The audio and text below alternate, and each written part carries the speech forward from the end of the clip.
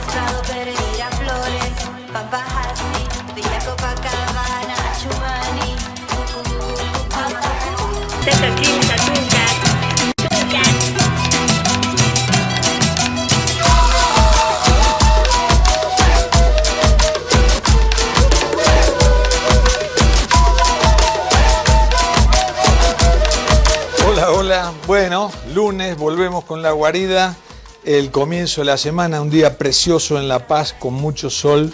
En general es un clima muy bonito, cambiante, pero muy rico el clima de La Paz. Y bueno, creo que la noticia predominante es la guerra de Irán. La guerra de Irán, ¿por qué? Porque se extiende. Uno quiere entender el conflicto y es muy complejo, no solamente por los intereses que están en juego, sino además por la información, de parte de quién viene, de parte de qué lado. Toda la información es interesada y uno realmente no sabe por qué medios informarse. Es muy complicado esto y la información vale mucho. Se paga la información para enviar tal o cual señal, quién está ganando, quién no. Hay una realidad, se suponía que Estados Unidos e Israel iban a aplastar a Irán en un soplo, ¿no? Hacer y chau Irán, y no. Hoy entramos en el día 38 del conflicto y bueno, los barcos con petróleo siguen varados, no pueden pasar por el estrecho de Hormuz porque Irán no lo permite, o mejor dicho, amenaza, si es que pasan, con volarlos. Y bueno, y mientras el precio está subiendo, el precio del petróleo ya está en $113, que esto va a tener un coletazo en el mundo entero, porque el mundo depende de ese petróleo que sale de ahí, que sale de todos los países del Golfo Pérsico y que va al resto del mundo. Aquí en Bolivia se va a sentir probablemente más. ¿Por qué? Porque en otros lados nunca estuvo subsidiado el combustible, acá sí. Hace muy poquito el gobierno ha logrado que el combustible ya no sea subsidiado y que lo pague la gente. Pero ahora no solamente lo va a pagar la gente, sino que lo va a pagar más, mucho más caro. Y esto puede traer algún disgusto social, algún descontento importante. Esos son los coletazos económicos de la guerra. Y la guerra propiamente dicho. Yo creo, es una percepción, que Estados Unidos ya no sabe cómo salir de ahí, no sabe si hacer explotar a Irán, no sabe cómo explotarlo. Yo creo que Estados Unidos se dejó arrastrar por Israel, que Israel sí está muy interesado en que desaparezca Irán, y porque Irán obviamente no reconoce el Estado de Israel, es un peligro para Israel. Irán logró convencer a Estados Unidos de que vaya a la guerra y bueno, ahora hay que sacar los pies del plato y es muy complicado, No sabemos a ciencia cierta cuáles son los daños de un lado y del otro, no sabemos cómo está la guerra, si está estancada, quién va ganando, quién va perdiendo, eso es muy difícil establecerlo. Además no es como otras guerras donde había corresponsales que se pueden meter ahí y decir, bueno, esto es lo que está pasando. Es un conflicto nuevo para el mundo y muy peligroso. Bien, Hablábamos recién de la gasolina, siguen los problemas con el tema de la gasolina fallida. ¿De dónde surgió esto? Todavía nadie ha dado una explicación, ya van meses, se siguen dañando los autos, todos los días uno encuentra un amigo, alguien que le dice, se me acaba de romper, fui a encender el auto, no me encendió, es un problema. Y esta mañana nos levantamos con que los choferes de Oruro iniciaron un bloqueo por los daños justamente ocasionados por esa gasolina y que además no son recompensados, ¿no? No había vehículos, no había flota desde Oruro para La Paz por estos bloqueos. Esta es una noticia, parece mínima, pero no es tan mínima y hay un descontento por este tema, ¿no? Yo creo que esto sí ha sido, realmente el gobierno se ha anotado algunos puntos a favor y en muchos otros temas, pero este es un pelotazo grande, ¿no? Este es un gol en contra tremendo, que no lo esperaba el gobierno. Ahora, ¿qué pasó con esta gasolina? ¿Quién dio la orden de expender esta gasolina? ¿De seguir vendiéndola cuando ya se sabía que traía estos problemas? No sé. Es otra cosa como la guerra de Irán. No se sabe a ciencia cierta. Bueno, vamos a nuestro amigo Víctor Hugo Romero desde Cochabamba, que nos trae. A ver qué nos trae Víctor Hugo. Dice, no sé qué es peor, el fútbol boliviano o el proceso electoral.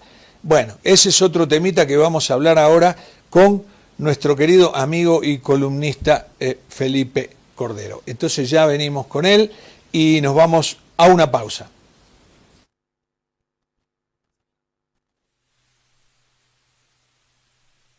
Señora, un paraguas, por favor. ¿Como este? ¡El joven de Proven! El mismo. ¿No tuviera uno más grande? ¿Como este? Más grande. Más grande sería pues la sombrilla, joven. Sí, perfecto, señora. Es que ya viene. ¿Qué viene? La lluvia de premios de Banco Proven. Vuelven los sorteos para los que ahorramos en la procuenta de Banco Proven. Y si tú mantienes o incrementas tus ahorros, ya estás participando. Un ticket por cada 100 bolivianos que mantengas en tu procuenta. Y 2 tickets por cada 100 bolivianos que incrementen tu saldo. Gana miles de bolivianos. Con ganadores en el área rural y urbana. Si aún no tienes tu procuenta del Banco Proven, ábrelo hoy mismo y empieza a ahorrar. Porque cuando llame Proven, ¡ganan todos! Banco Proven. Esta entidad es supervisada por ASFI. Actividad autorizada y fiscalizada por la Autoridad de Juegos. Ahora estás viendo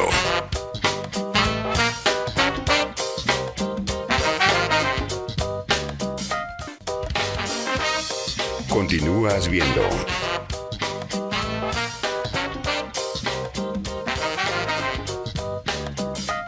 Si te resfrías, consigue alivio de día y descanso reparador de noche con Refrianex comprimidos día y noche. Refrianex, siempre contigo en cada momento. señora, un paraguas, por favor. ¿Como este? ¡El joven de Proven! El mismo. ¿No tuviera uno más grande? ¿Como este? Más grande. Más grande sería pues la sombrilla, joven. Sí, perfecto, señora. Es que ya viene. ¿Qué viene?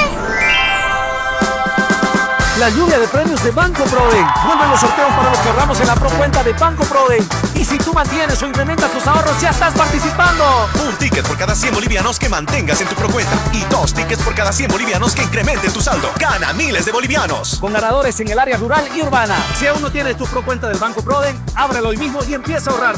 Porque cuando llame Proven, ¡ganan todos! Banco Proven. Esta entidad es supervisada por ASFI. Actividad autorizada y fiscalizada por la Autoridad de Juegos.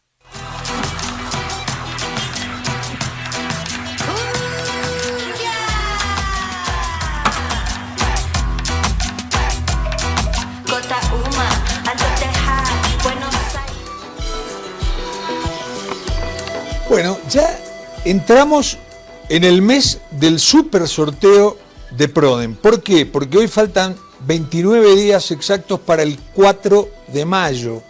Ese día, a las 14:30, hay un hecho fundamental. Se sortea el gran sorteo anual por los 20 premios de 50.000 bolivianos cada uno.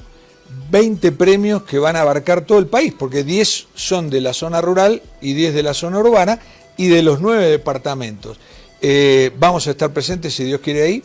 Esto es, digamos, el corolario, la frutilla del postre de la lluvia de premios. Solo ese día, solo el 4 de mayo, 1 millón de bolivianos van a ser sorteados en PRODE.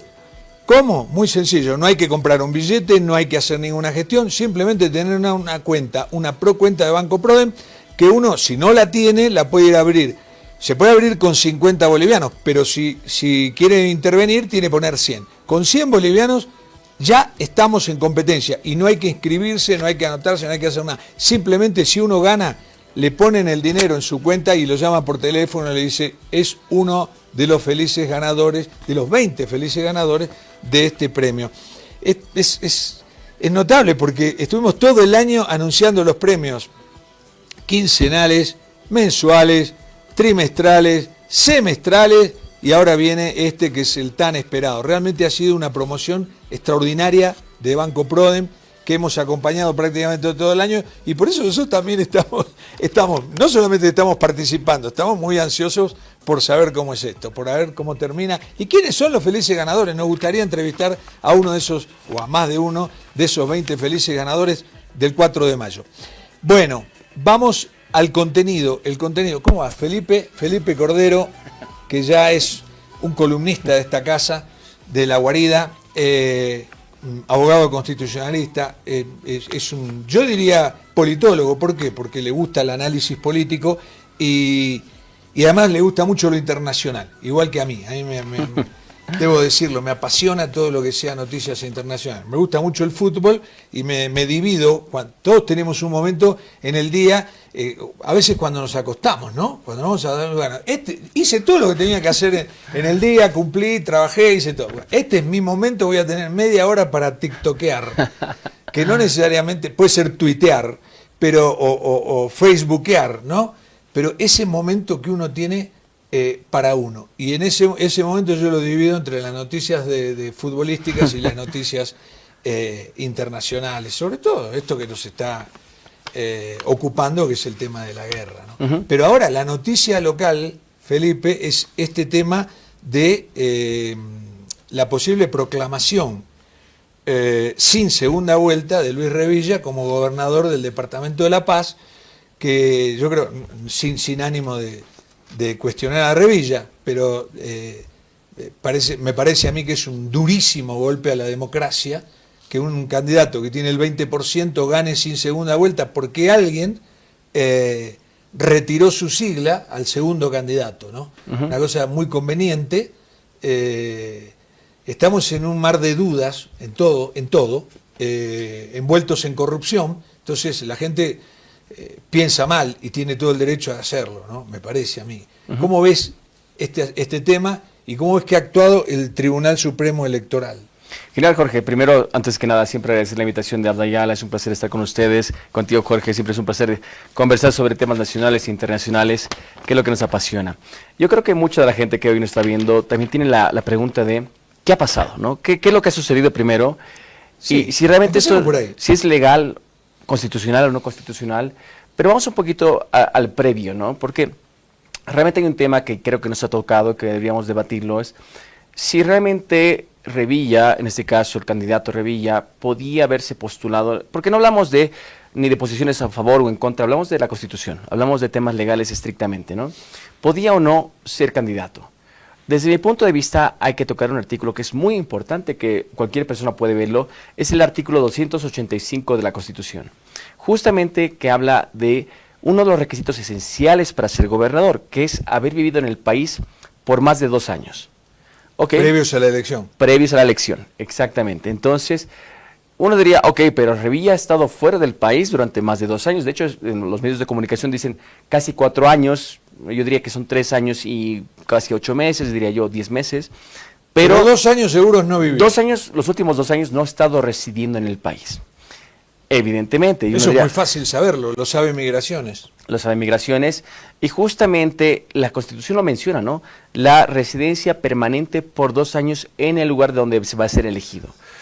¡Wow! Y claro, cuando viene acá, digamos, yo veo que, digamos, va pasando los filtros, Él lo que hace es mencionar justamente, o no se avala una sentencia constitucional, que es la 0009/2022, que también la puede ver las personas que están oyéndonos o viéndonos, que justamente también es importante porque es una interpretación, desde mi punto de vista, muy expansiva, porque justamente es uno de los tribunales constitucionales que ha hecho interpretaciones muy amplias de la Constitución, o de derechos muy amplios, ¿no? El derecho a ser elegido, el derecho al sufragio.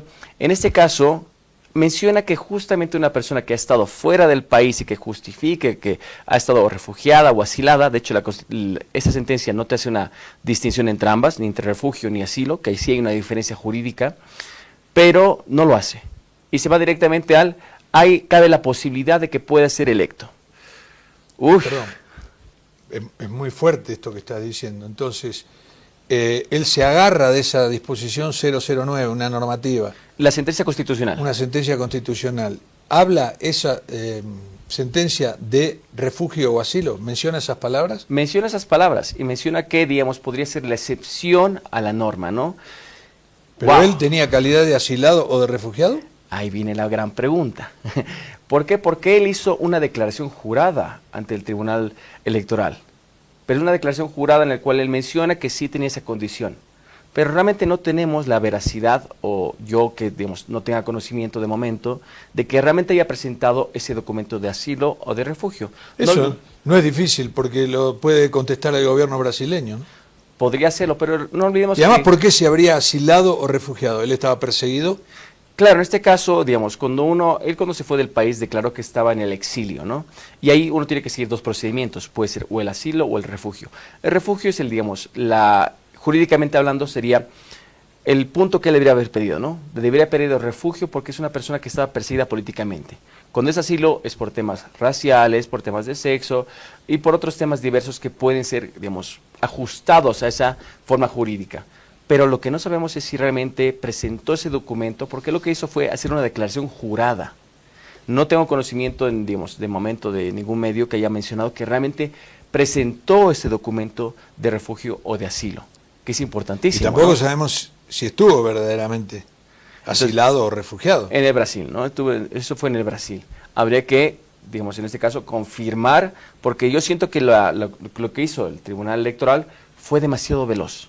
Todo fue muy deprisa. Es decir, todo el procedimiento que hubo en estas elecciones fue un poco acelerado y realmente no creo que se haya puesto en el análisis de realmente si esta normativa, si esta sentencia constitucional realmente, digamos, va acorde a lo que dice la Constitución. Porque el problema está que cuando una sentencia constitucional se salta a la propia Constitución, yo vería que ya entramos en un óbice de la aplicación de la propia norma. Es decir, la Constitución te está poniendo un límite, te está poniendo una regla. Y que una sentencia constitucional te diga, no, bueno, vamos a modular esa regla, siento que estamos forzando una interpretación demasiado expansiva de la propia Constitución. Yo comenzaría de ahí, ¿no? Es decir, si realmente, en este caso, el candidato Revilla aplicaba o no, digamos, a refugio o asilo en su caso, y por qué hizo una declaración jurada en lugar de presentar directamente el asilo o refugio que tenía. ¿Alguien le ha protestado la candidatura por este tema a Revilla? Yo sé que sí. Tengo entendido que sí lo hicieron, pero que el Tribunal Electoral no lo tomó en ¿Descartó? cuenta. Lo descartó directamente. Ahora bien, la propia norma electoral, que es la norma 026, también tiene sus óbices. Es decir, también hemos mencionado en algún programa que tiene sus problemas. Uno de ellos es, por ejemplo, el artículo 64, que justamente habla de la segunda vuelta para la gobernación. En teoría, la Constitución, ¿qué menciona la Constitución? Porque habla de que para el presidente, Perdón, ahí vicepresidente... lo que te quiero decir, te paro un minuto, porque ahí está exactamente el guarismo con el cual se impuso en primera vuelta Luis Revilla, que es 20.2. Desde el punto de vista, no de la legalidad, sino de la legitimidad, ganar una elección con el 20% es muy pobre, ¿no? Es muy pobre, es muy poco, pero no obstante hablamos de casi de 17 candidatos, hablamos de demasiados candidatos. La normativa electoral no menciona cuántos candidatos tiene que haber, ¿no? Pero vos fíjate esto, que un candidato que obtiene el 20.2 en primera vuelta, no le resulta sencillo ganar en segunda. Claro. No le resulta sencillo, porque al haber tantos candidatos, muchos de esos pueden encolumnarse detrás del opositor, que en este caso es Yaguasi, y vencerlo a Revilla, ¿no? qué casualidad que un gobernador, es decir, un candidato tan resistido como ha sido Revilla, que ha tenido acusaciones de diverso tipo, se le allana el camino por una cuestión de este tipo, ¿no? Es decir, una cuestión burocrática, leguleya, no sé cómo nombrarla. Pero también hay otro punto, digamos, y en este caso no es por hablar mal de ningún candidato, pero en este caso el candidato Revilla sí tiene procesos vigentes. Uno por el tema de Puma Katari y otro por el tema de los desayunos escolares.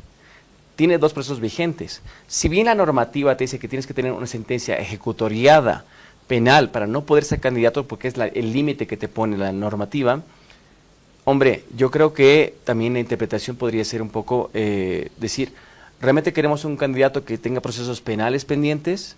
Es decir, un poco iría en esto. ¿Por qué? No por la razón que sea un candidato u otro, es porque también cuando uno, digamos, si fuese electo realmente, tiene el poder, y cuando uno tiene poder puede, digamos, en este caso, lamentablemente, manipular ciertas instancias, ¿no? Claro. Entonces, en este caso es también cuestionable en muchas ocasiones de si la normativa electoral está, digamos, acorde o no, es decir, tiene que haber una sentencia ejecutoriada o tiene que haber un proceso abierto penalmente, eso también habría que modularlo.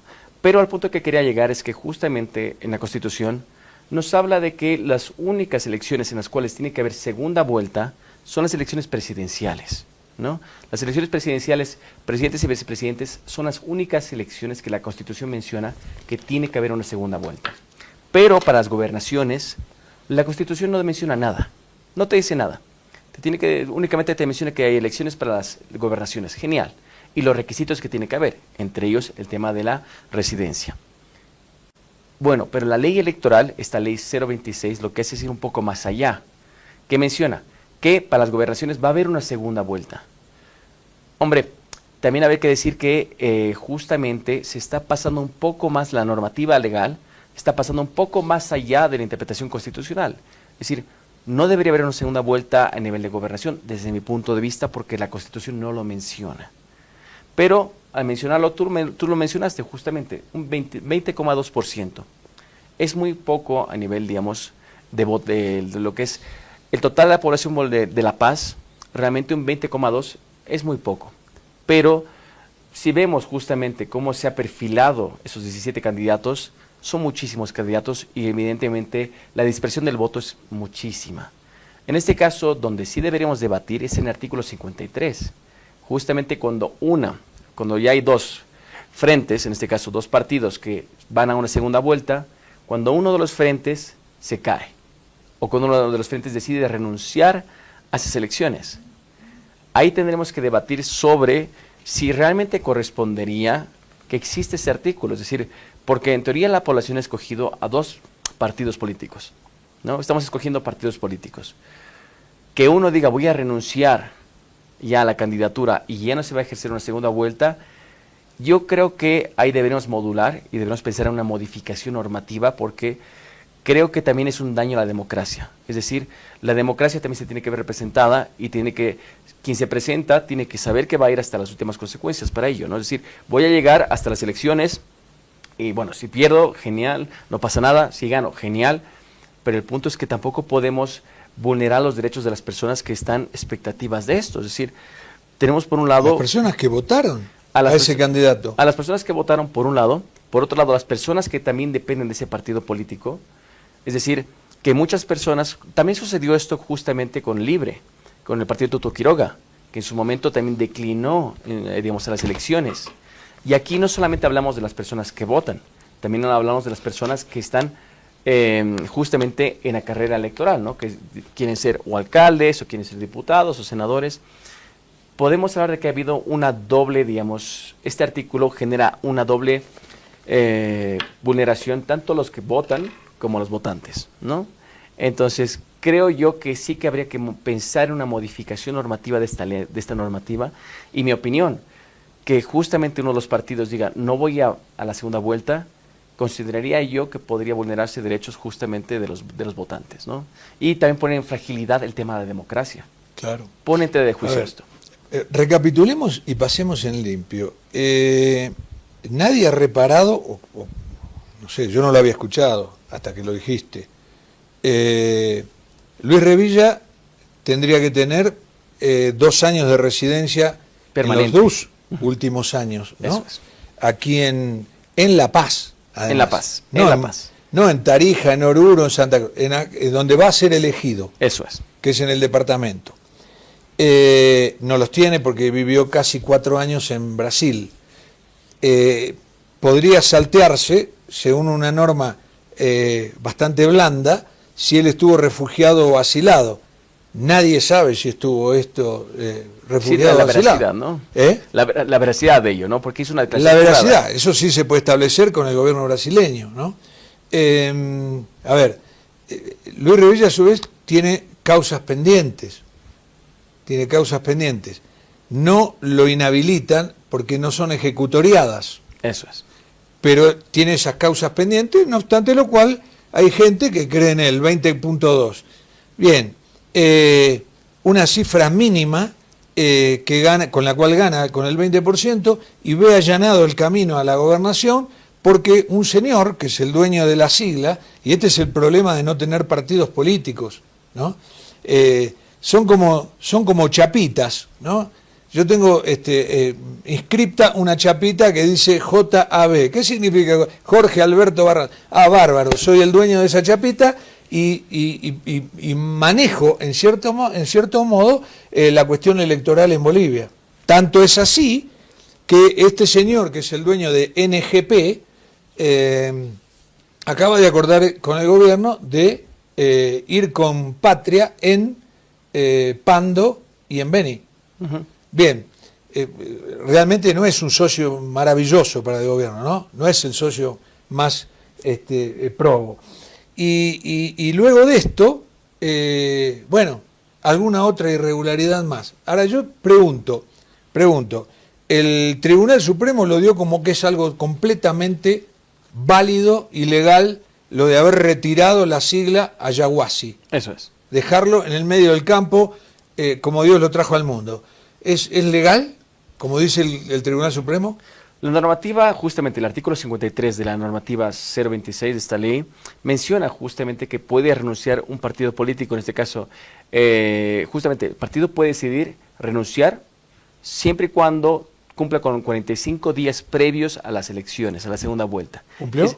Cumple con los 45 días previos, pero el problema está que deja a una población en un poco en esa incertidumbre, ¿no? Si realmente es correcto. Si yo le voté a Yaguasi, o digo que le voté a Yaguasi, pues nadie lo puede saber, y me hago una presentación en la justicia y digo que es una traición a mi voto, como el de los demás votantes de Yaguasi, ¿qué pasa?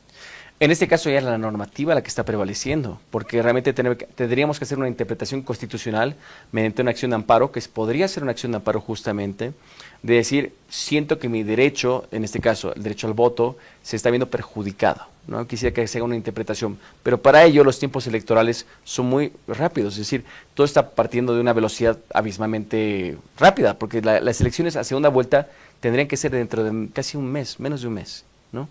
Entonces, hacer un amparo, evidentemente uno tendría que acudir a todas las vías necesarias y después recurrir al Tribunal Constitucional. Y el Tribunal Constitucional va a tomar su tiempo para poder, digamos, debatir y resolver la cuestión, y hasta que eso salga ya va a pasar como mínimo algunos meses.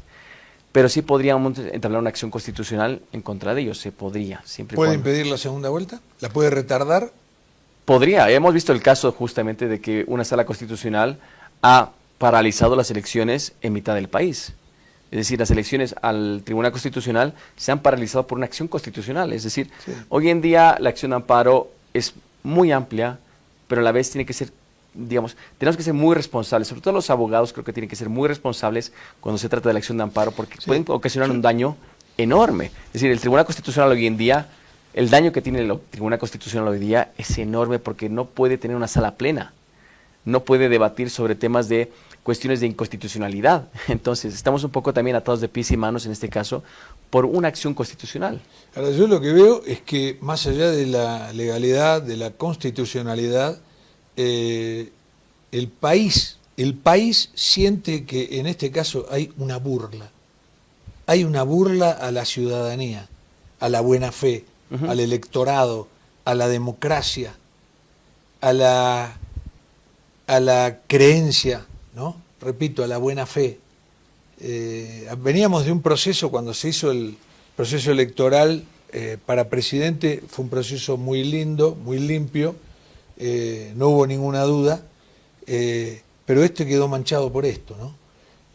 Además, como recién decías, nos quedó una pata todavía por mencionar, y es que la Constitución no menciona que pueda o deba haber una segunda vuelta en los procesos electorales para gobernador. No está mencionada la segunda vuelta, lo hay. Ahora, yo me levanto y me acuesto viendo al señor Ávila en televisión haciendo nota, ¿no? Yo digo, en este país es más importante el presidente del Tribunal Supremo Electoral que el presidente de la República. Yo nunca vi una cosa igual. Yo te puedo asegurar que en la Argentina la Cámara, el presidente de la Cámara Electoral, primero que es un sujeto totalmente desconocido, nadie sabe quién es, jamás se menciona la Cámara Electoral, no cuenta. No es que no tenga su importancia, la tendrá. Tendrá que garantizar los procesos eleccionarios, y hay elecciones cada 2 años. Pero, no sé, no estoy en otros países, pero en la Argentina, por lo menos, acá es más popular, más famoso señor Ávila que Rodrigo Paz. ¿Es correcto eso o es una deformación?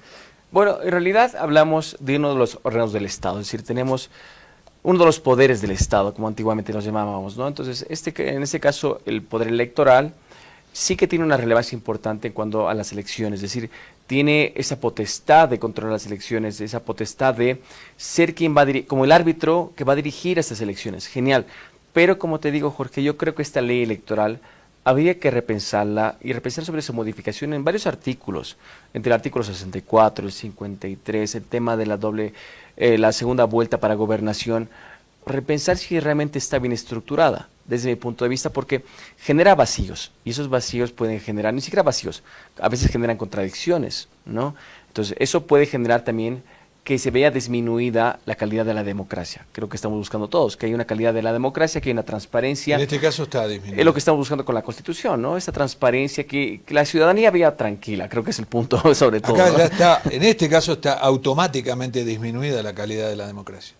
Desde mi punto de vista sí, desde mi punto de vista sí, porque Porque también no es solamente la legalidad, hay una cuestión de legitimidad, hay una cuestión de ética, como decíamos recién, de buena fe. Esto está todo burlado, me parece. De buena fe, porque la ciudadanía confía en un candidato, confía en el partido. Y tú dijiste algo muy importante. En Bolivia no tenemos realmente estructuras de partidos políticos serias. No tenemos estructuras que realmente sea un partido político con una estructura sólida. Aquí hablamos de préstamos de siglas. Préstamos, compras de siglas. Lo mismo podemos ver justamente con el partido de gobierno, con el partido del presidente Paz. Es decir, esa sigla habría que ver, porque hay algo importante. La sigla involucra filosofía. Es decir, cuando un candidato no tiene una sigla o no tiene, digamos, un partido político, es un candidato que no sabe uno a qué lado va a ir. Es decir, no tiene una filosofía, si es de derecha, si es de izquierda, si es de centros, si es liberal, si es conservador, no lo sabemos. Y cuando uno adquiere la sigla con unos estatutos, porque cada partido tiene sus estatutos, tiene, digamos, una composición, una estructura, y cuando un presidente, digamos, o una persona lo adquiere, pensamos que adquiere también esa posición filosófica. El Partido Demócrata Cristiano tiene una filosofía, pero, digamos, si vemos algunas actuaciones políticas del presidente Paz, podemos decir que, bueno, no sé, habría que ver si realmente va acorde a esa filosofía del partido, ¿no? Entonces, ese es un poco el peligro que, según la Constitución, bueno, según la doctrina se dice, ¿no? La doctrina dice, si no tienes filosofía, es muy peligroso. Claro, pero no la hay porque vos fíjate que las siglas se prestan a cualquiera. Hay un cruce que no puede haber ningún tipo de filosofía, ningún tipo de, digamos, de tendencia que se respete. Es peligroso. Claro, además, ¿cuál será la filosofía del señor que detenta la sigla NGP, no? No, esa parte no te la podría decir. No, yo tampoco. Pero no estoy de acuerdo con esa filosofía, ya te lo digo. Pero bueno, es un tema que realmente ha acaparado toda la atención en toda esta Semana Santa, porque la gente se siente burlada. Eso es lo que creo, lo que creo. Te hago una pregunta, ¿tenés auto? Coche tengo Sí. coche. ¿Todavía no se te rompió? Hombre, claro que sí. ¿Sí? Jorge, claro que sí. Sí. El mío y el de mis padres. De hecho, yo digo, wow, la población en general está sufriendo por el tema de la gasolina enormemente. Porque, o sea, yo creo que todas las personas en La Paz se han visto afectadas. De alguna forma u otra, ¿no?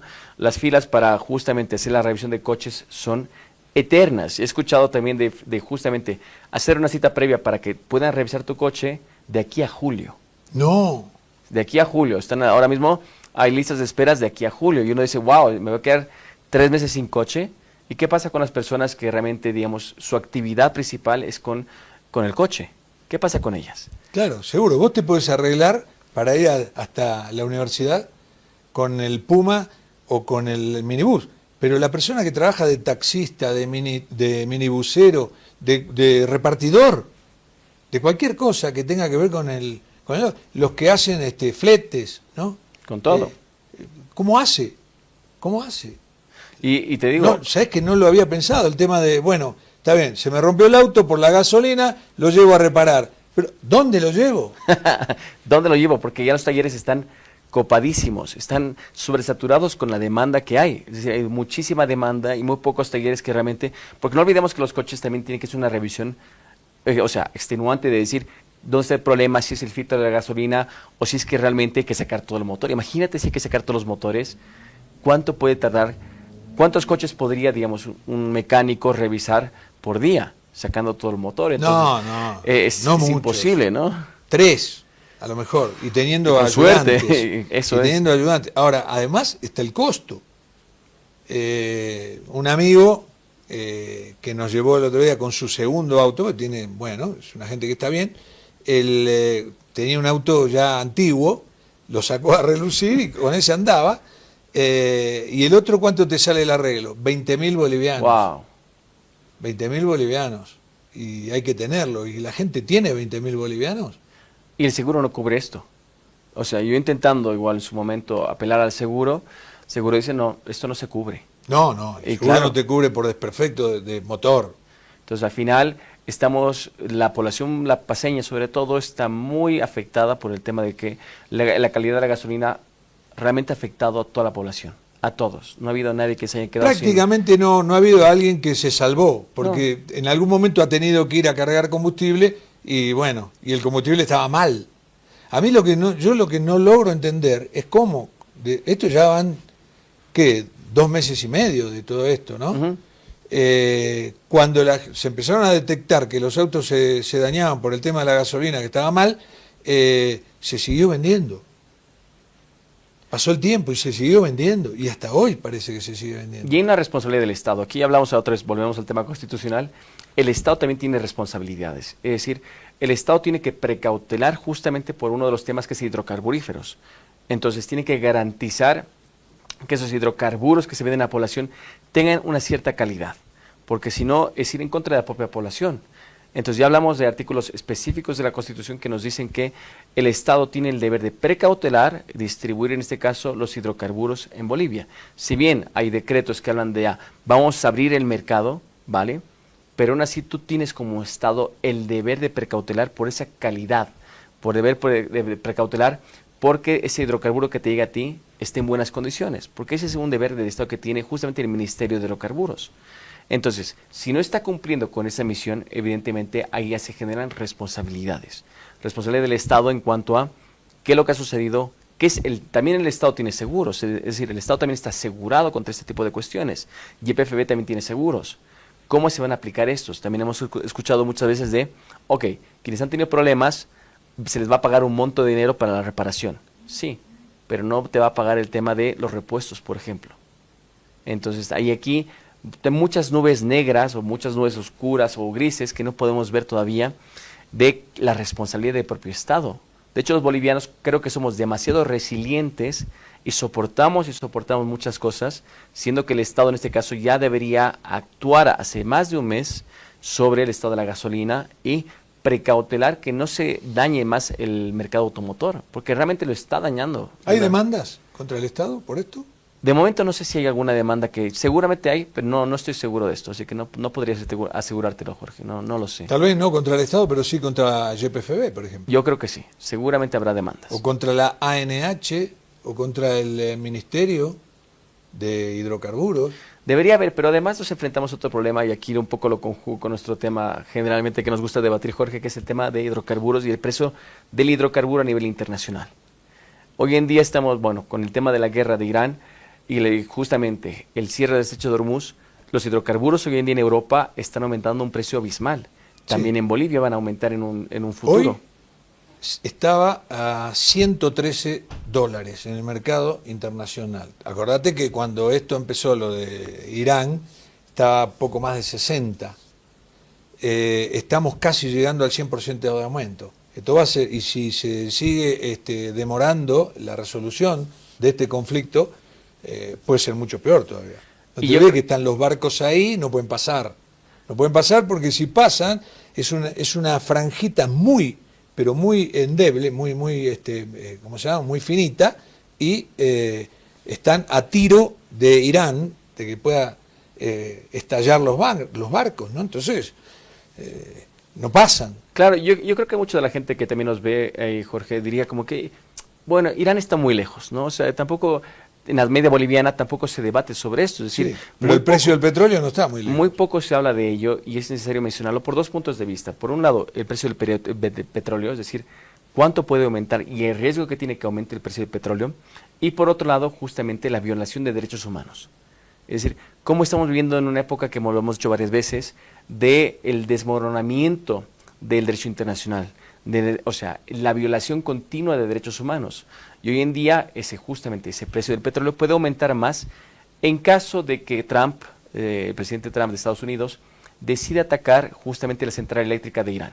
Porque él mencionó justo hace unos días que iba a atacar la central eléctrica de Irán y que si lo hacía, realmente ¿contra qué va? Jurídicamente, ¿qué es lo que pasa? ¿No? O sea, porque estamos hablando de que va a atacar, no va a atacar, pero jurídicamente hablando, ¿de qué estamos hablando?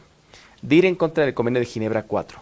El Convenio de Ginebra son varios convenios, de hecho son 4 convenios, y uno de ellos habla sobre, el ataque a plantas de energía, plantas de agua, plantas desalinadoras que hay en el mundo, pero realmente si Trump hace esto, iría en contra no solamente de los derechos humanos, iría en contra del Tratado de Ginebra y ya podría ser penalmente perseguible a nivel internacional, si es que se fuese por la Corte Penal Internacional, porque estarías atacando justamente una instalación que proporciona vida a muchas personas o que le da subsistencia a muchas personas. Y evidentemente Irán no se ha quedado callada y ha dicho, si pasa eso, vamos a atacar justamente las plantas de desalinización que están próximas a nosotros, que son casi 400. Las más importantes son 50. En este caso, si atacas 50 plantas de estas, acabas básicamente con todo, inestabilizas todo el sector del Medio Oriente. ¿Por qué? Porque lo hemos dicho también en otro programa, justamente Kuwait depende un 95% de las plantas que desalinizan el agua del mar Mediterráneo, justamente de este mar, ¿no? En este caso, podemos plantearnos que podría empeorar mucho más, lamentablemente podría empeorar muchísimo más la configuración geopolítica y también del petróleo, podría aumentar mucho más en el futuro. Ojalá que no pase esto, pero Bolivia sí o sí, y aquí esto que quede claro, sí o sí se va a ver afectada de un precio o de un aumento del petróleo en el mundo. Sí o sí. Eso es seguro. De una forma u otra. Y no queramos pensar... Bolivia está dentro del mundo, no puede escaparse de esto. Claro. Pero aparte hay un hecho aquí particular que lo agrava, y que es que hasta hace 2 meses la gente tenía la gasolina que era, tardaba para conseguirla, ¿no? Porque tenía que hacer colas de 3-4 cuadras o más. Pero conseguía gasolina barata y buena. Ahora le quitaron el subsidio, la gasolina le resulta cara y además le rompe el motor. Pero, sí, es un hecho. Es verdad, es así. Nos guste o no nos guste, ¿no? Y lo peor es que ahora el aumento que pueda llegar a venir por este tema de la guerra de Irán va a ir directo a los bolsillos de la gente. Directamente. Es decir, no pasa por el gobierno, va directo a los ¿cómo se llama? A las gasolineras, y de la gasolinera a la gente. Chau. No hay subsidio. Esto puede ser muy grave. Imagínate que estamos en $113 el petróleo, ¿cómo se llama? El barril de crudo. Una cosa terrible. Y lo que te iba a decir, a mí me da la impresión, tenemos muy poco tiempo ya, pero me da la impresión de que esto es una terrible metida de pata de Estados Unidos, Wow. que se ha dejado arrastrar por Israel. Israel e Irán se odian. Israel vio la oportunidad extraordinaria de hacer desaparecer Irán, o por lo menos el régimen iraní, y desarmarlo por completo. Lo convenció a Trump fue, y ahora no saben cómo salir de ahí. Es la idea que queda, pero la información que llega es según quién te llega. Según quién te llega va ganando uno o va ganando el otro. Según unos lo destroza en cualquier momento Estados Unidos a Irán, y según otros los desastres que está haciendo Irán en Israel y en los socios norteamericanos del Golfo Pérsico, que son Bahrein, Kuwait, Arabia Saudita, Emiratos Árabes Unidos, Qatar, son muy grandes. Son muy grandes, ¿por qué? Porque Irán está jugado. Y ahora su objetivo es hacer todo el daño mayor posible. Y no dejar pasar esos barcos, ni los que vengan detrás. Entonces, es un tema. Trump ha dicho, la guerra se termina cuando abran el estrecho de Hormuz. Y un senador norteamericano le dijo, bueno, el estrecho estaba abierto antes de que empezara la guerra. Dice, ¿cuál fue el objetivo? No se entiende. ¿Para qué hicieron la guerra si el estrecho de Hormuz estaba abierto? Claro. De hecho, hay justamente una frase que dice, lo que hace Trump es, ve algo que está bien, crea un problema, destroza lo que está ahí y después pide ayuda a los demás para que lo ayuden a reparar lo que está destrozado, ¿no? Claro. Bueno, ahí sí que se nos acabó el tiempo, pero decinos lo último de la guerra, algo que te surge. Yo estoy muy preocupado porque Israel está tomando las cartas del asunto a nivel mayor, es decir, está elevando el nivel bélico a nivel mayor. Ha invadido recientemente el Líbano, son más de 1 millón de personas que están desplazadas del sur del Líbano. Los cascos azules, la división de cascos azules que esté ahí presente, está siendo también afectada, es decir, si hay una presencia de la ONU, también está, o sea, a Israel le da igual que esté la ONU, le da igual. Entonces, está invadiendo, está usando la misma estrategia que ha usado con Gaza. Nadie está hablando de Gaza, ya está totalmente destrozada Gaza. El tema de justamente los ataques a Irán son, ni siquiera, no tienen proporcionalidad. Estamos creando una guerra que no tiene sentido, es decir, donde no había un problema, vamos creando un problema mayor. Vemos afectadas, o sea, todos los derechos humanos están viéndose afectados ahora mismo ahí. Afectamos a toda la estabilidad del mundo, es decir, también con el precio de la gasolina, con el precio del petróleo. Y vemos que... Con las alianzas, porque si vos estás aliado con uno u otro bando, tenés que actuar en algún momento, ¿no? O el coletazo te llega. Igual que de la OTAN. Entonces, en este caso, el tema de la OTAN también se ve afectado porque hay la amenaza de que Estados Unidos quiere salirse de la OTAN. ¿Vale? Entonces, hemos desestabilizado todo el mundo desde mi punto de vista. A nivel de derechos humanos, está ahora mismo en una época, yo creo, de las más bajas y respetos de derechos humanos que hemos tenido en toda la historia. Y estamos viviendo un poco la supervivencia. La ley, lo que decíamos, la ley de la selva. Ojalá que esta ley de la selva acabe pronto y que volvamos a retomar el camino de la legalidad y el camino de respeto a los derechos, que sería lo ideal. Gracias, Felipe. Gracias por venir otra vez. Bueno, te convocamos. Gracias, Jorge. Los lunes, que es el día de las noticias internacionales, Felipe Cordero. Nos vamos a una pausa y enseguida volvemos con fútbol, que es otra de las cosas que nos apasiona. Trata la gripe y la tos seca con una cápsula blanda y efectiva. Alíviate con Refrianex 2. Refrianex, siempre contigo, en cada momento. Señora, un paraguas, por favor. ¿Como este? El joven de Proven. El mismo. ¿No tuvieron uno más grande? ¿Como este? Más grande. Más grande sería pues la sombrilla, joven. Sí, perfecto, señora. Es que ya viene. ¿Qué viene? La lluvia de premios de Banco Proven. Vuelven los sorteos para los que ahorramos en la procuenta de Banco Proven. Y si tú mantienes o incrementas tus ahorros, ya estás participando.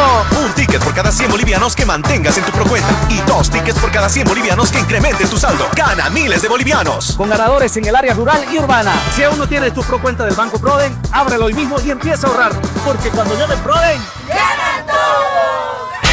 Banco PRODE. Esta entidad es supervisada por ASFI. Actividad autorizada y fiscalizada por la Autoridad de Juegos.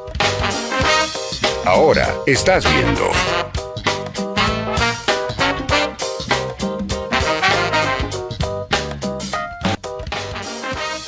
Continúas viendo.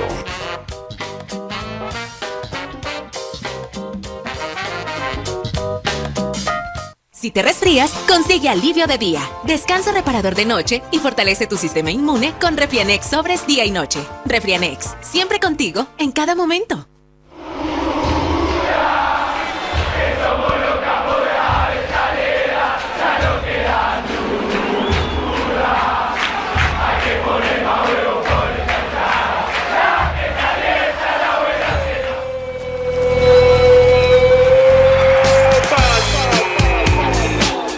Ahora vamos a hablar de la más importante de las cosas menos importantes, pero que nos hace felices, que nos mantiene ilusionados, que nos une como pueblos. Les pasa a todo el mundo, ¿no? Nos da alegrías extraordinarias. También a veces nos da tristeza, pero las tristezas las descartamos, nos quedamos solo con las alegrías. El fútbol, esa maravilla, el fútbol. Y yo digo siempre, sin ánimo de ofender a nadie, pero un mundial de fútbol, que ya lo tenemos a menos de 70 días, creo que faltan hoy 69, un mundial de fútbol vale por 3 Juegos Olímpicos o por 6 Juegos Olímpicos. El mundial de fútbol no se olvida nunca, es para toda la vida.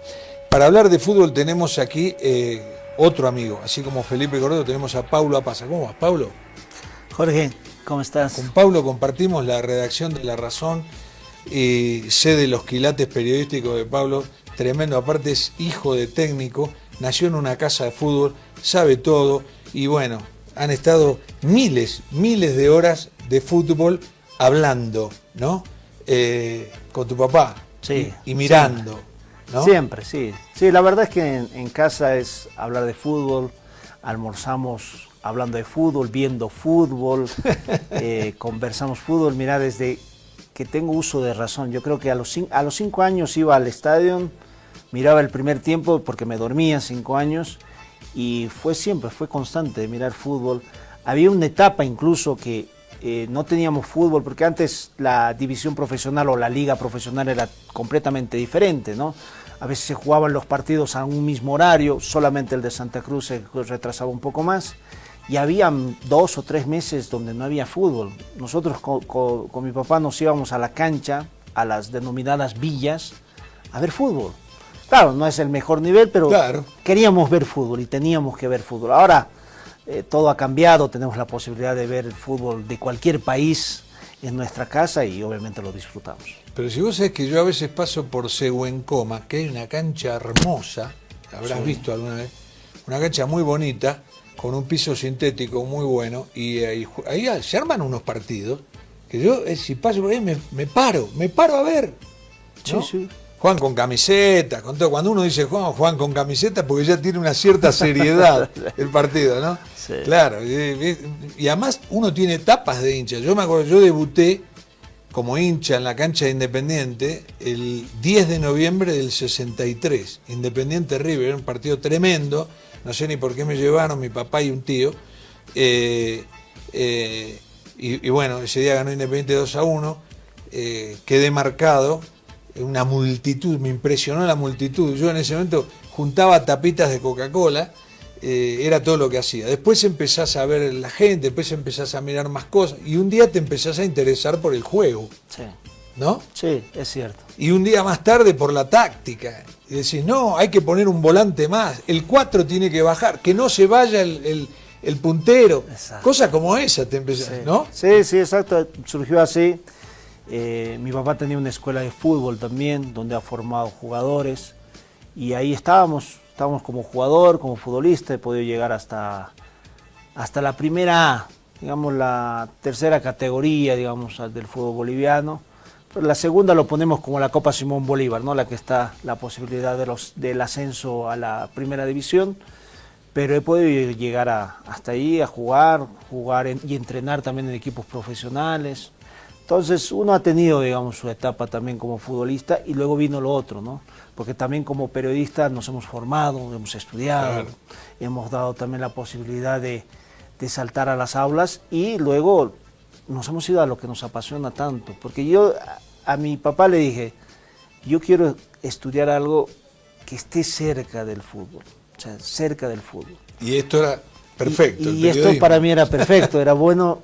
Y estuve ahí siempre cerca y hemos tenido la posibilidad de conversar constantemente de fútbol y lo que tú dices, ya verlo desde la otra óptica, no tanto del hincha, sino también del tema analítico, de empezar a analizar mucho más los partidos de manera minuciosa, claro. Sin olvidarnos de que esto es un juego, ¿no? Claro.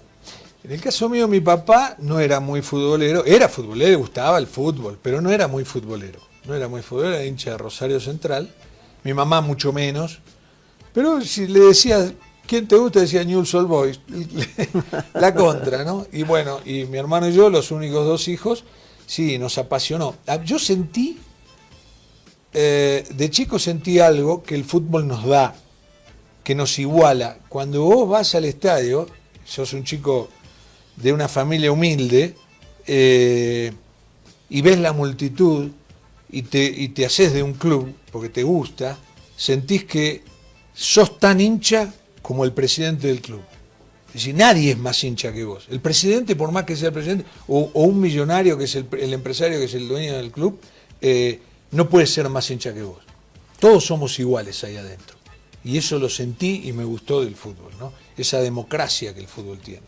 Sí, no hemos visto también a los hinchas constantemente hacer cosas que habitualmente no se da y simplemente es por pasión, ¿no? Yo igual he tenido la posibilidad de conocer a muchos hinchas, a muchos amantes del fútbol que paraban, por ejemplo, cuando mi papá dirigía equipos profesionales, paraban y él me decía, cuando el equipo gana, yo salgo de la calle y me invitan un dulce, y me invitan esto, y me invitan el otro, y me invitan...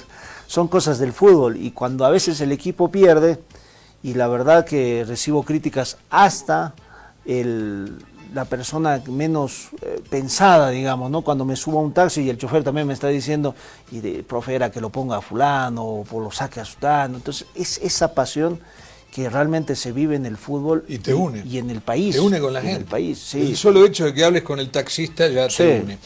Te voy a hacer vamos a hacer un alto porque en este momento están dando una conferencia de prensa muy importante, la tenemos en directo, me dicen en producción. Vamos a ir, es una conferencia de prensa del presidente también con el ministro de Economía, y vamos con ellos, vamos. De normalidad en el cual estudiantes, personas que necesitan hacer compras, personas que tienen problemas de salud y que requieren hacer pagos en el exterior, centros educativos, servicios y demás, pues puedan normalizar sus actividades económicas en un entorno de previsibilidad y estabilidad. Lo que estamos buscando con esto, como les digo, es transitar hacia un escenario de normalidad en un entorno absolutamente ordenado en función de un adecuado manejo de la política económica y en base a los escenarios que nosotros hemos ido construyendo durante los últimos meses. Por lo tanto, con esto estamos avanzando en transformar con decisiones económicas desde el gobierno central pues estas restricciones que teníamos el pasado en nuevas oportunidades y en normalidad para la cotidianidad de la gente. Como les digo, desde el día de mañana todas las tarjetas de débito y de crédito están habilitadas para su uso de manera normal en base a un tipo de cambio referencial.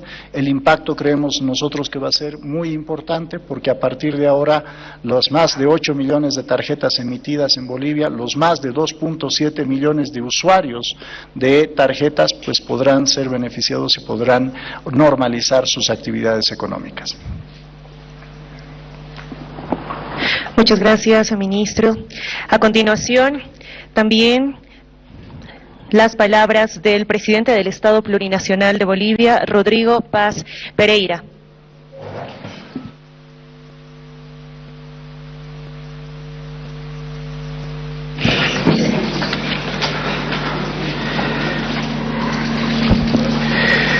Muy buenas, quiero saludar al ministro de la Presidencia, al ministro de Economía, al viceministro de Transparencia.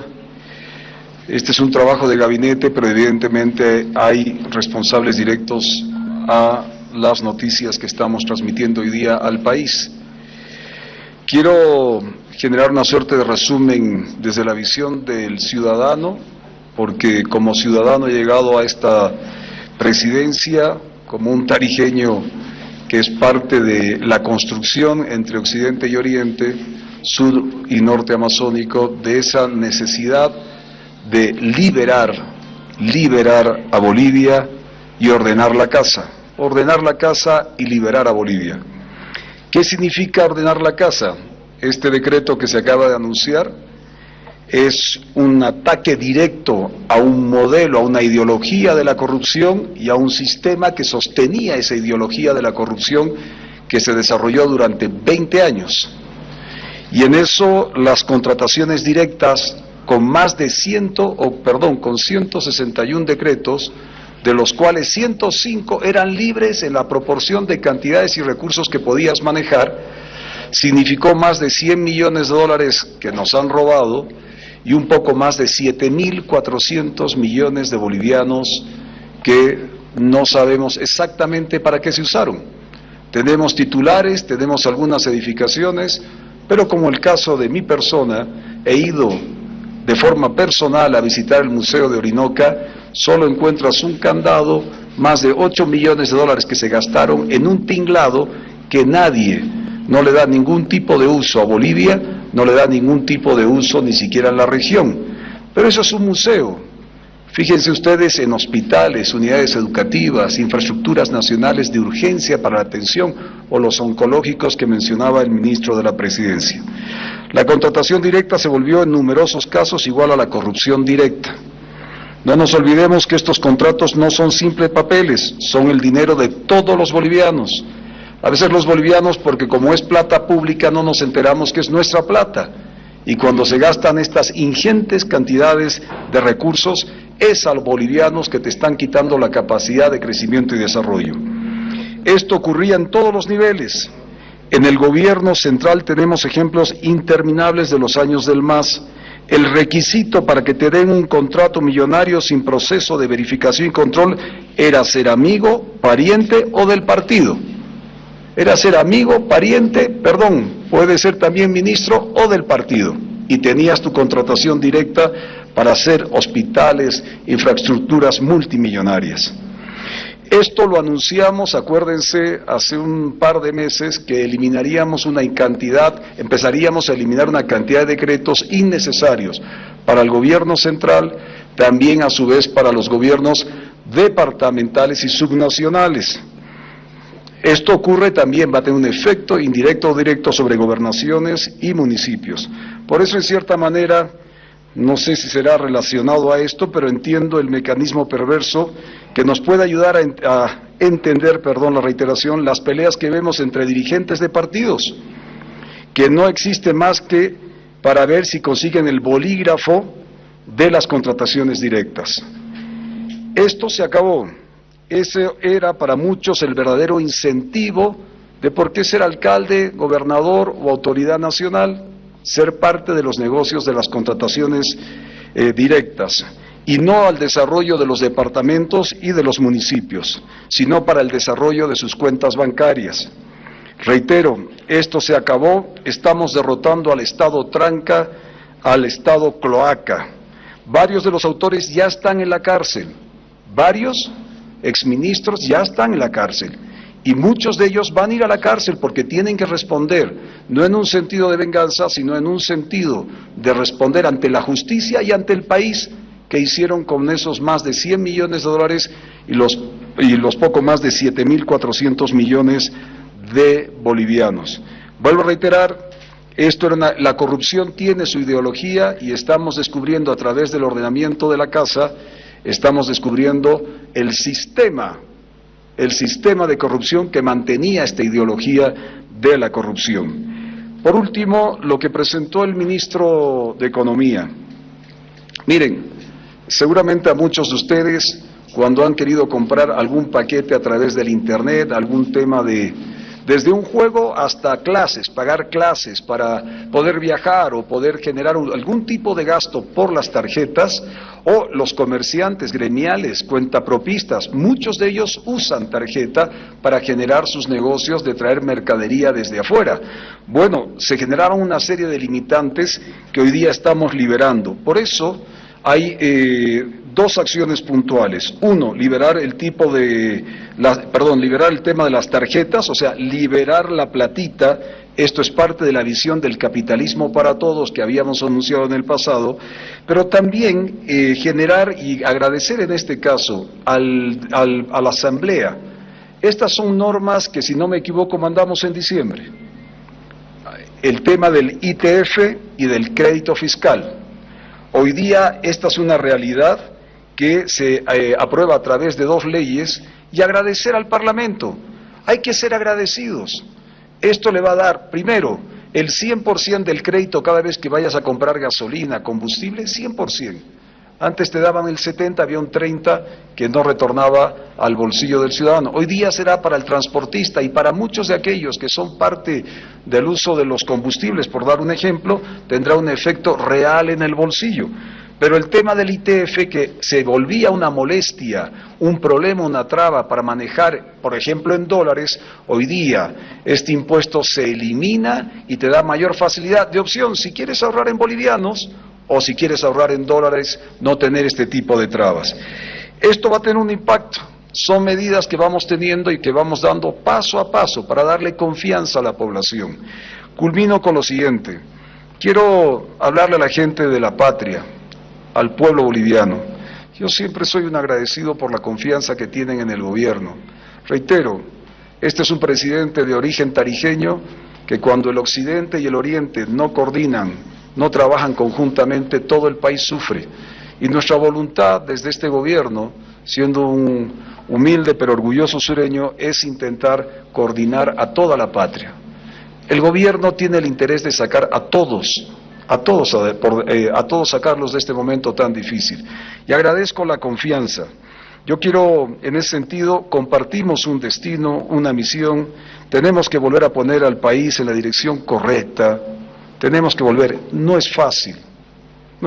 Y sé de la angustia de acelerar los procesos para la toma de decisiones. Pero también tenemos que entender que son más de 20 años de modelos de corrupción que hoy día estamos derrotando al Estado tranca a través de este decreto o agilizando la economía a través de estas dos normativas.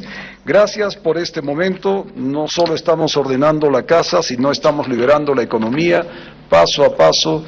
Tendremos en los futuros días, y por favor, a los medios de comunicación, agradecer el esfuerzo que hacen. Cuando decimos que vamos a generar anuncios, son anuncios que no van a ir en contradicción del pueblo boliviano. Siempre serán anuncios para facilitarle la vida, para que puedan confiar en su economía, para que puedan confiar en su gobierno. Entendemos que han habido momentos difíciles, pero creo que la inmensa mayoría de la patria quiere salir de este momento, quiere mejores días. Estamos por el camino correcto, estamos conduciendo la nave del Estado a su transformación para que sea para el servicio de la gente, no al servicio del Estado tranca, no al servicio de 20 años de corrupción, no al servicio a un modelo que fracasó y que nosotros tenemos la responsabilidad y el respaldo del voto popular para sacar adelante. Muchas gracias.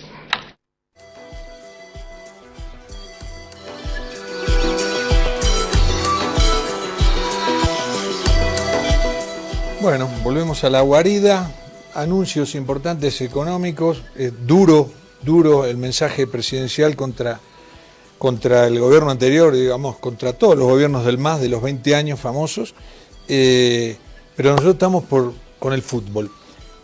Pablo, te convocamos para hablar del inicio del campeonato. Ganaron Bolívar, Strongest, Always, Blooming y Nacional Potosí, entre ellos. Son los 5 equipos mejores que hay, yo creo, ¿no? Y no se equivocaron en el comienzo. Sí, yo creo que los torneos de verano nos han dado un poco la pauta de lo que podíamos ver a lo largo de la temporada. No habíamos visto un equipo sorpresa en el torneo de verano. en el juego más allá de los resultados, y creo que en la primera fecha se está dando lo que habíamos decantado, el hecho de que Bolívar gane, Always, el caso también de Die Strongest, que ahora ya Sixto Bisuete va a hacerse cargo del conjunto atigrado.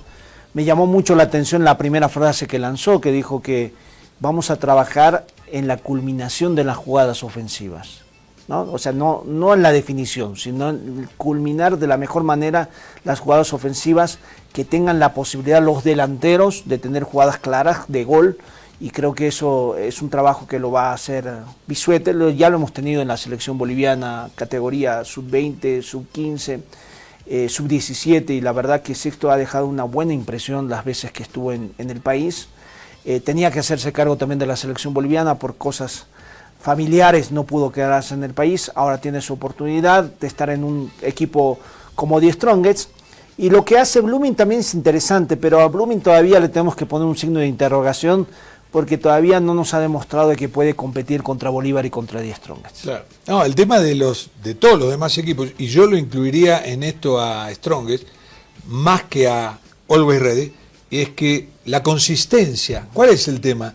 Yo creo que todos sabemos que Blooming va a ser un buen campeonato, sí, que Strongest va a animar el campeonato, que Nacional Potosí va a tener su historia en este campeonato. Pero lo que uno no sabe es cuál va a ser su grado de consistencia a lo largo del campeonato. Exacto. En ese caso, en ese tema, sí Bolívar la tiene, la consistencia. Llega hasta el final peleando los campeonatos, y en los últimos tiempos también lo ha mostrado Always. Tanto es así que es el último campeón, ¿no? Sí, ahora hay que también preguntarse, Always y Bolívar van a tener Copa Libertadores paralelamente. Y muchas veces hemos visto de que los entrenadores optan por hacer descansar al equipo titular y jugar, digamos, las primeras fechas de este torneo de todos contra todos con un equipo entre suplentes y algunos juveniles. No sé si le va a dar a Always y a Bolívar como para realmente... Como para sostener en competir. Primer plano los dos torneos. Exacto, por lo menos hasta lo que dure su participación en Copa Libertadores. Veremos si tienen la capacidad como para avanzar alguna fase más o quedarse en la fase de grupos. Lo que tienen a favor son los planteles. Tienen planteles largos. Sí. ¿No? Vos fíjate que Bolívar le gana a Real Oruro, que no es un rival fuerte, pero le gana 5-2 y deja en el banco, pensando en el partido contra Independiente Rivadavia de Mendoza, mañana martes, deja 5 o 6 jugadores importantes, ¿no? Sí. Robson, Ervin Vaca, no sé, 5 por lo menos. Dorni Romero, lo tengo anotado en alguna parte. Sí, no, deja jugadores de selección. De selección, claro. Sí, son todos jugadores de selección. Yo creo que los guardó Robato, sí, justamente para este partido con Independiente Rivadavia. Ahí tenemos los grupos, vamos a verlos bien grandes, grupo por grupo. En el grupo C, sobre todo, donde está Bolívar, yo escuché que era un grupo fácil para Bolívar, ¿no? Y bueno, yo no coincido con ello. ¿Por qué? El Fluminense está, si bien es cierto que el campeonato brasileño recién lleva 8 fechas, pero está prendido ahí. Y es Fluminense y es un brasileño, sí, ¿no? Sí. Y después dicen, pero Independiente Rivadavia es un equipo de barrio. Independiente Rivadavia va puntero del campeonato argentino, en su zona. Le lleva 5 puntos de ventaja a River. Ha bajado a un montón de grandes, un equipo tremendo, y tiene 2 delanteros, uno de ellos Sebastián Villa, el colombiano, que es un delantero terrible, te puede amargar la vida a cualquier equipo. Uno de los mejores delanteros en la actualidad del fútbol argentino. Sí, y te digo, hay un debate en Colombia sobre si lo tiene que llevar al Mundial o no, porque él ha tenido muchos problemas, incluso judiciales, de violencia contra mujeres, ¿no? Pero más allá de eso, que es por lo cual no lo llevarían, más allá de eso es un jugador que yo digo tranquilamente va al Mundial y juega y descolla en el Mundial, ¿eh? Sí, porque es un jugador veloz, es un jugador líder, es un ganador. Independiente de Rivadavia, todo lo que has mencionado, yo le agregaría el momento que vive. O sea, es un plantel que tiene una mentalidad ganadora. Sí, muy bueno. Y eso es muy difícil de conseguir para cualquier entrenador. Cuando tu equipo tiene una fortaleza mental y puede dar batacazos. Sí. Entonces ahí tenemos que ver a Independiente de Rivadavia. Yo lo que digo es esto, le va a costar por el presente de Independiente de Rivadavia, aunque hay que ver cómo maneja el tema de los dos torneos Independiente de Rivadavia, ¿no? Claro. También. Ese es un tema que juega muchísimo. Si se va a tirar al campeonato o se va a tirar a la Copa Libertadores. Si va a darle importancia a la Copa Libertadores, Fluminense e Independiente de Rivadavia son dos escollos grandes para Bolívar. El cuarto no sería un problema porque Deportivo de La Guaira no es un rival de fuste de Venezuela. ¿Y qué pasaría? Le permitiría a Bolívar casi asegurarse el tercer puesto. ¿Qué significa asegurarse el tercer puesto en Copa Libertadores? Que pasás a Sudamericana. Sí, puedes pasar. Y seguís en la competencia internacional. Sí, yo creo, pero que sigue siendo el objetivo de Bolívar hacerse fuerte en condición de local. Claro, y ganar uno de los dos puestos. Porque Fluminense puede ir a sacarle puntos a Rivadavia. O sea, puede sacarle puntos en Mendoza.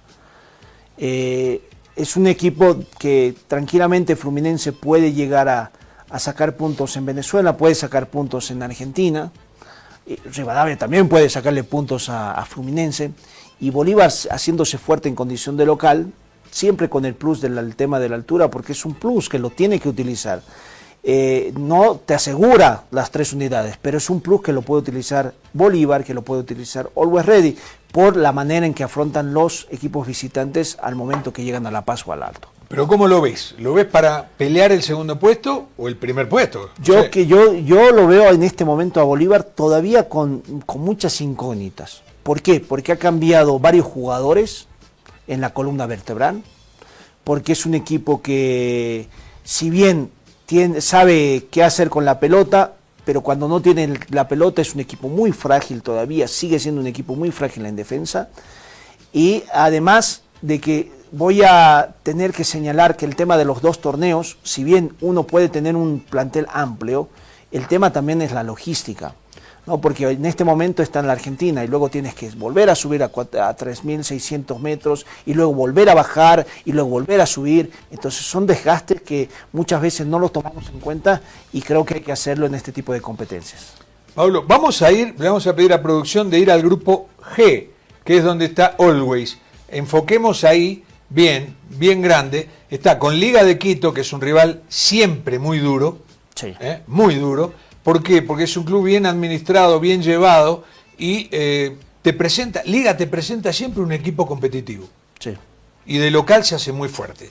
Le ha ganado a todos los brasileños, a los argentinos, es un equipo muy complejo y además, es el rey de copas ecuatorianas, ha sido campeón de Copa Libertadores, ha sido campeón de Copa Sudamericana. Sí. Siempre es muy difícil, tiene jugadores de selección y está Lanús, que ni hablar, no solamente que anda muy bien el campeonato argentino, Lanús viene de ganarle a Flamengo la Recopa, le ganó en Lanús 1-0 y en Flamengo 3-2 dando vuelta al resultado, con un 3-2 en el minuto 94, con una gran exhibición de fútbol de Lanús. O sea, Lanús es un equipo muy duro, la gente no tiene que pensar en nombres como se pensaba antes, ¿no? Es decir, yo qué sé, Corinthians, equipo grande, Lanús, equipo chico, ya no es tan así. No, porque el fútbol, primero que el fútbol es competitivo, segundo, para hacerlo accesible es en los 90 minutos. Ya no hay previa de que, bueno, pero viene con esto, o no está el goleador, o está el técnico, o no está el técnico, hay una crisis, no hay una crisis. En los 90 minutos tienes que demostrar realmente si el partido es accesible o no. Y por último, Mirasol, Sí. que es un equipo desconocido que debuta en Copa Libertadores, pero tiene una condición que no se puede pasar por alto, y es que es brasileño. Sí. Todo equipo brasileño te complica. ¿Cómo ves este grupo de Always con relación al que le tocó a Bolívar? Yo me voy por el presente, Liga no le está pasando bien, Mirasol está por ahí y Lanús digamos que está igual de una manera regular. Lo de Always Ready nos basamos simplemente en el torneo de verano, ha mantenido cierta base, ha cambiado algunos jugadores, se mantiene Julio César Valdivieso. Creo que Liga es el equipo que más complicado se le va a hacer en condición de local. Si lo pasa, yo creo que puede tener la posibilidad para enfrentar luego a Lanús y a Mirasol. Sigo pensando lo mismo que con Bolívar, tiene que hacerse fuerte en condición de local. Y lo último, para mañana, en 2 palabras, Independiente y Rivadavia, Bolívar, que se juega a las 18 horas, para que esté atento todo el mundo. ¿Cómo lo ves? Complicado, muy complicado para Bolívar. Es lo mismo que pienso yo. Gracias, Pablo. Hasta ti, Jorge. mañana en La Guarida, 10:30 por Aviala.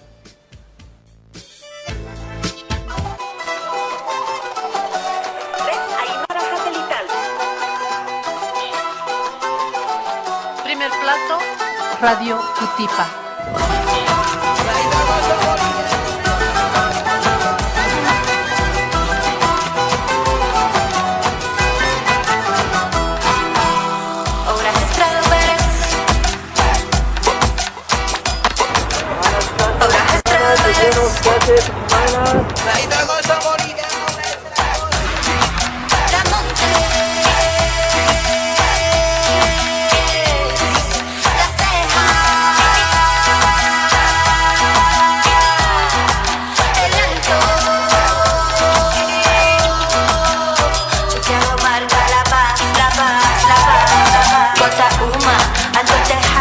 Buenos Aires, centro de la paz, Achachicala, Achumani.